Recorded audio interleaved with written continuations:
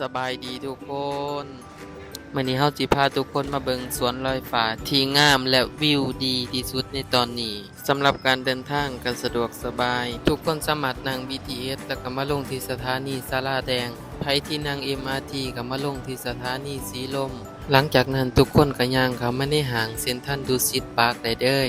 หลังจากเข้ามาในห้างแล้วก็ให้ทุกคนขึ้นไปที่ชั้น5ทุกคนสามารถขึ้นลิฟต์หรือขึ้นบันไดเลื่อนก็ได้ ขึ้นมาฮอดชั้น5แล้วให้ทุกคนย่างไปที่ทางออกเบื้องสวนลุมพินีสำหรับไผที่หาทางออกบ่เห็นให้ถามพี่ๆพนักงานแถวนั้นเบิ่งหรือถามร้านค้าในแถวนั้นก็ได้ความรู้สึกของข้อยครั้งแรกที่ได้ขึ้นมาสัมผัสบอกได้คำเดียวว่างามหลายบ่ว่าสิเป็นวิวธรรมชาติที่สามารถเบิ่งเห็นสวนลุมได้แบบสุดลูกหูลูกตา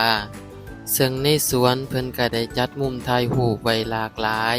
สายถ่ายรูปสายคอนเทนต์บอกได้เลยว่าห้ามพลาด มีมุมนั่งชิลๆชมวิวสวนลุ่มแบบอิ่มใจ ส่วนเครื่องดื่มและอาหารทุกคนสามารถถือเข้ามากินได้ไผที่เบิ่งมาฮอดตอนนี้ก็ฝากกดใจกดติดตามเพื่อเป็นกำลังใจให้เฮาแหน่เด้อสำหรับคลิปต่อไปเฮาสิพาทุกคนไปเที่ยวไส หรือมีบ่อนเที่ยวบ่อนใดทุกคนก็สามารถคอมเมนต์มาได้เด้อ